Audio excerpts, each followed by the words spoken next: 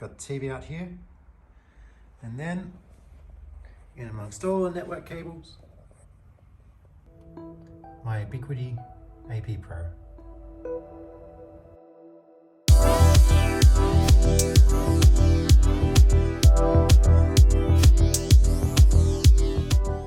In January this year, Ubiquiti Networks, a vendor of really popular routers, access points, networking equipment, got hacked. Well, they sent out alerts saying, hey, one of our third-party providers got breached, and that could affect be an exposure for your user information. And just to be safe, you should change your passwords. I got that alert.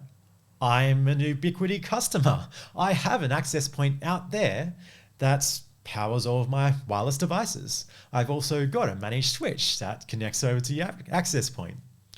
So when I got that alert, I was going, okay, change my account. Now, fast forward to yesterday, there was an article that came out in Krebs on security, one of the leading voices in security, and that gave a very different story. They had an anonymous whistleblower that said, let's have a look. It was catastrophically worse than reported, and legal silenced and overruled efforts to decisively protect customers. The breach was massive. Customer data was at risk. Access to customers' devices deployed in corporations and homes around the world was at risk. See, when they said third party, according to this anonymous source, they didn't mean some software as a service provider, they meant AWS. According to an anonymous source, the attackers gained root administrator access to all Ubiquiti AWS accounts, including all S3 data buckets, all application logs, all databases, all user database credentials, and secrets required to forge single sign-on cookies. If you don't know, Ubiquiti has a cloud-hosted account system. What you can do is you can connect your access points, routers, networking devices to their cloud-hosted environment. And that way you can manage all of your network infrastructure in that cloud-hosted environment and make changes as if you were on-prem. That is useful when you've got some remote offices, that kind of thing, where you can make those networking changes without, having physically going out there. And yet, suddenly, that's become a risk. Ubiquiti has sold 85 million devices, and Ubiquiti could have been potentially an access point for attackers into the organizations, their customers. Now, I should point out, this was an anonymous source. This isn't straight from the horse's mouth. From what I understand at the time of filming, Ubiquiti haven't made a public statement about this, but there's already been lawsuits that have been considered, launched in America about this potential compromise. Because this is a serious thing for organizations. Organizations have to potentially have this as a risk. Potentially their network devices could be remotely accessed because they have that cloud exposure. And I think now then is a good time to take a step back and consider what this kind of setup would mean for an organization and for an everyday user. You have potentially devices that can be remotely logged into by a company. Now, for my own appliance, as you saw at the start, that functionality I did turn off. I did notice it was there. And for my own network equipment, those kinds of accounts are disabled. But come to think of it, I was still at risk because I disabled the cloud account, but I didn't disable automatic updates. I'll get to that in a second. So let's first think about cloud accounts. When you're looking at an enterprise, you might have that choice where you might have cloud-enabled devices that you put in. And you'll go look at the risk profile of those devices. What happens if that supplier becomes that access point into your environment? That is a real risk. This is not the first time that's happened. What happens when, especially when you've got authentication going through these devices, what happens when that's potentially compromised. Now, already when you're thinking about the use case of cloud-based accounts on networking equipment, I admit it does seem a bit dubious to me. There's not really much that you can do through that kind of cloud-based account that you can't do with a more secure method.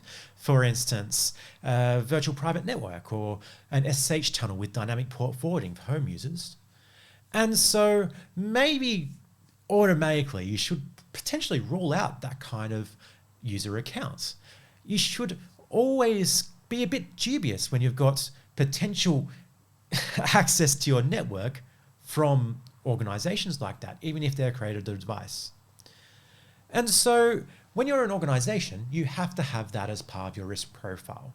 When you're putting in a new device like that, you've got to make sure that you analyze what access does that supplier have over that device. Can you control that? Can you trust that? Do you have any sort of due diligence in your contracts with that supplier to say that there's no worries?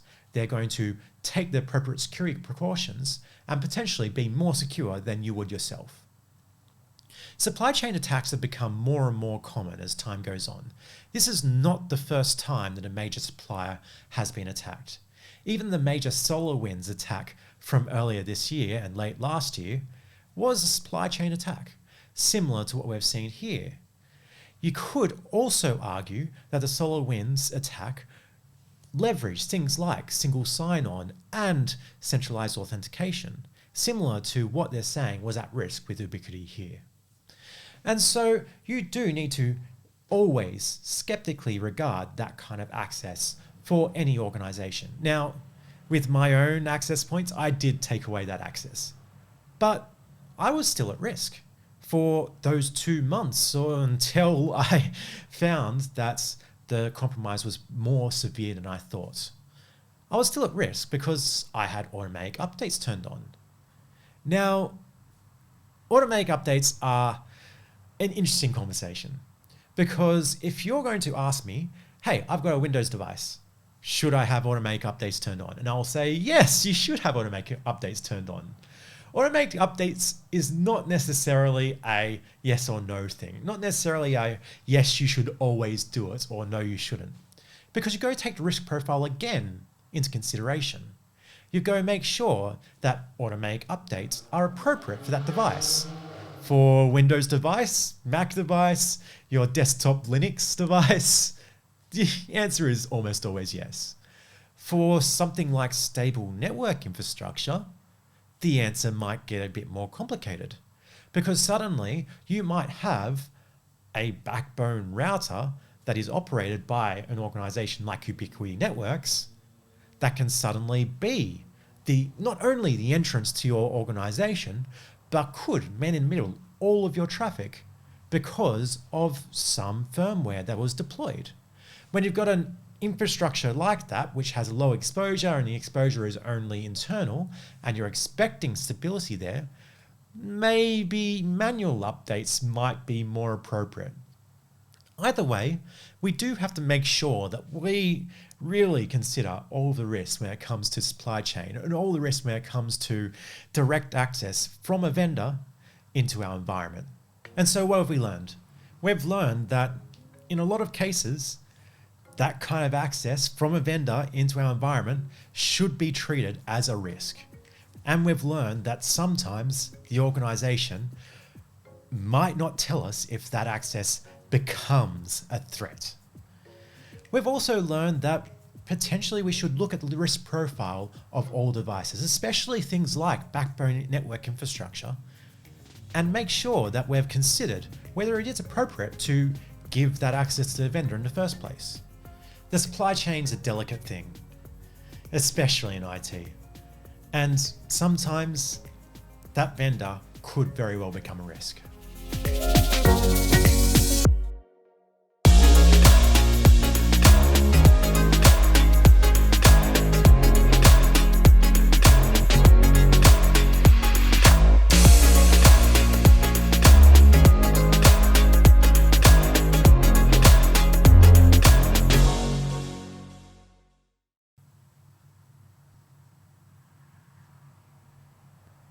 God damn it, the wireless has gone down.